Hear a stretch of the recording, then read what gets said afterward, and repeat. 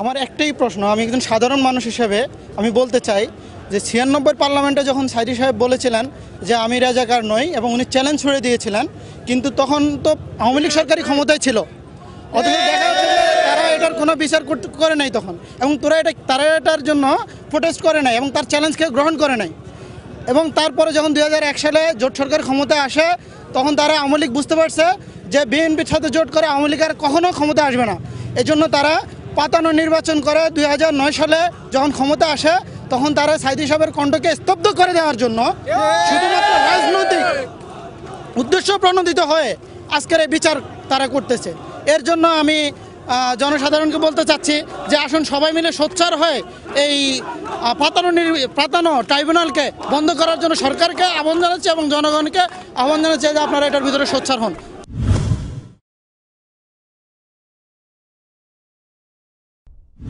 সম্মানিত উপস্থিতি, আমার বাড়ি যশোর জেলায়।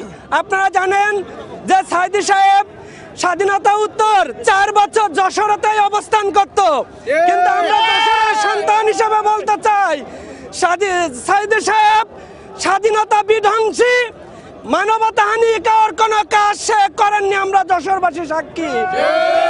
সম্মানিত উপস্থিতি, আজকের ব্রিটিশ পার্লামেন্টের সামনে যারা আছেন তাদেরকে বলতে চাই, আজকে মাওলানা সাইদি সাহেব সহ গোলাম আজম, মতিউর রহমান নিজামী এবং মুজাহিদ সাহেবকে যে অবৈধ ট্রাইব্যুনালের মাধ্যমে বিচার করা হচ্ছে, আজকে আমরা এই স্বাধীনতার উত্তরসূরি বাংলাদেশের প্রতিবাদ গড়ে তুলব এবং আমরা আগামী প্রজন্মের বাংলাদেশ গড়ব যেখানে টেররিস্ট শেখ হাসিনার কোনো অবস্থান থাকবে না।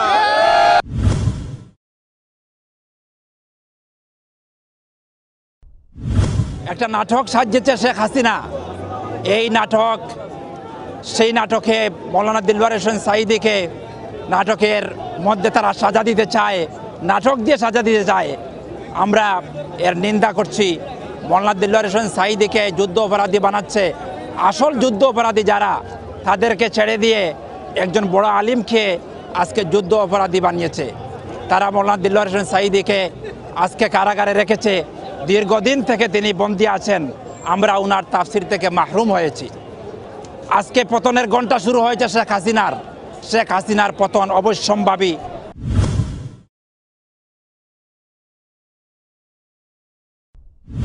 মৌলানা দিলওয়ার হোসেন সাঈদী সাহেব স্বাধীনতা বিরোধী হতেন, তাহলে 2 বার তিনি বিপুল ভোটে তার এলাকায় নির্বাচিত হতেন না।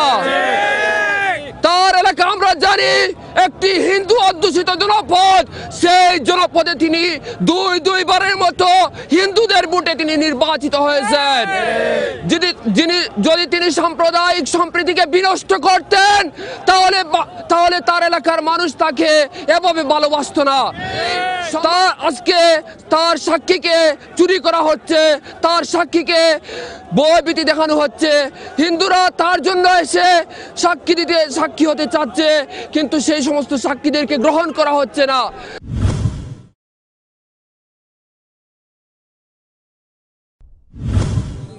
আমি কথা বলি খুব স্পষ্ট, যেহেতু কারো চাকরি করি না, জীবনেরও পরোয়া করি না, কারণ আমার জীবন যিনি দিয়েছেন নেওয়ার মালিক একমাত্র তিনি। হক কথা সারা জীবন বলেছি, মৃত্যুর শেষ মুহূর্ত পর্যন্ত হক কথা বলেই যাব ইনশাআল্লাহ। যে দেশে ছাত্রীরা ধর্ষিত হয়, 3 বছরের শিশুকন্যা ধর্ষিত হয়, মানুষ রাস্তা দিয়ে চলতে পারে না, এই কোন স্বাধীনতা? এই স্বাধীনতা মূল্য হবে কখন? কোন ব্যক্তির আদর্শ নয়, কোন ব্যক্তির পূজা নয়, কোন ব্যক্তির মূর্তি তৈরি করা নয়। যেদিন আল্লাহ রাসূলের আইন প্রতিষ্ঠা হবে, কোরআন চালু হবে, সেই দিন শান্তি প্রতিষ্ঠা হবে। এর আগে শান্তি হবে না।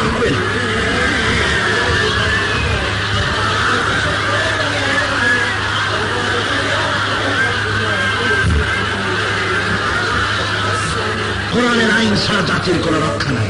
আমরা তো আমার বাপের কথা বলি না, আমি তো এই রাস্তায় আজ 40 বছর কোরআনের কথা বলছি। আল্লাহ বলাচ্ছেন সারা বাংলাদেশে এবং বাংলাদেশের বাইরে। এই 40 বছর ধরে যত কথা বললাম, আমি কি কোনোদিন বলেছি আমার বাপ ওই বলে গেছে আপনারা এইটা করবেন? এটা বলছি? আমার বাপের কথা, মায়ের কথা বলছি কোনোদিন? বলি নাই, আমার দলেও বলে না, জিন্দিগিতে কিয়ামত পর্যন্ত আমরা কোনদিন বলবো না। আমার বাবার আদর্শ গ্রহণ করো, আমার পীরের আদর্শ গ্রহণ করো, জিন্দিগিতে বলবো না। আমরা বলে যাব যতক্ষণ এ কণ্ঠ স্তব্ধ না হয়ে যাবে, যতক্ষণ হাত পা চলবে, নাকের ছিদ্র দিয়া নিঃশ্বাস আর প্রশ্বাস যাতায়াত করবে, চোখের মণি দুটা যতদিন স্থির না হয়ে যাবে, ততক্ষণ পর্যন্ত বলেই যাব আল্লাহর কথা, আল্লাহর রাসূলের কথা, যতদিন পর্যন্ত মৃত্যু না হচ্ছে।